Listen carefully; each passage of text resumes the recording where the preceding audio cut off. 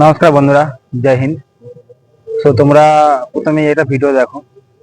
150 টাকা দাও। ক টাকা দিতে হবে? 150 টাকা। 150 টাকা? হ্যাঁ। কেন? হ্যাঁ, জামা কাপড় ভার নেই।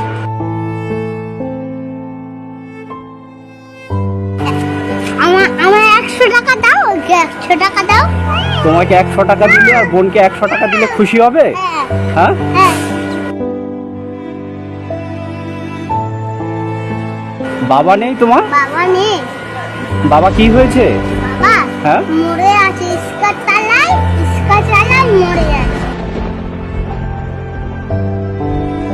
তুমি কোন ক্লাসে পড়ো? বলো টুতে পড়ো? হ্যাঁ। সকাল তো ভিডিওটা দেখলে তো বাচ্চারা কত কিউট ভাবে বললো না যে 150 টাকা দেবে, আমাকে 100 টাকা, বোনকে 100 টাকা, পুজো জামা কিনবো।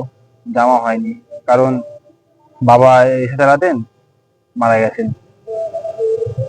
তো যখনই সোশ্যাল মিডিয়াতে কিংবা রাস্তাঘাটে যখন এরকম বাচ্চাদের বা এরকম বৃদ্ধদের বা বৃদ্ধ মহিলা যখন দেখি না, খুবই খারাপ লাগে।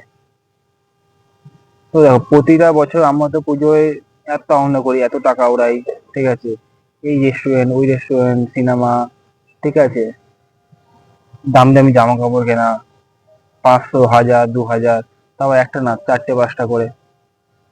তো আমরা কি পারি না যে আমাদের সামর্থ্য মতন এদেরকে কিছু দিয়ে এদের মুখে হাসি ফুটিয়ে তুলতে? দেখো, আমরা যতটা আনন্দ করছি, এদেরও করার অধিকার আছে, ঠিক আছে। হয়তো এরা কোথাও ফাইন্যান্সিয়াল ভাবে একটু স্টেবল নয়, একটু অনেকটাই স্টেবল নয়, এরা গরিব, বাট আমরা তো পারি যে আমাদের সামর্থ্য মতন, হয়তো যদি আমরা 1000 টাকাও যদি আমরা বাইরে খরচা করি, হয়তো 50 টাকা কিংবা 100 টাকা দিয়ে রেখে মানে হাসি ফুটিয়ে তুলতে মুখে। হয়তো এই ভিডিও দেখার পর অনেকে কমেন্ট করবে, কারণ দেখো, অনেকে কমেন্ট করার স্বভাব, এবং হয়তো বলতে পারে, দাদা যে তুমি ভিডিও না বানিয়ে তুমি নিজেই সাহায্য করো, ঠিক আছে।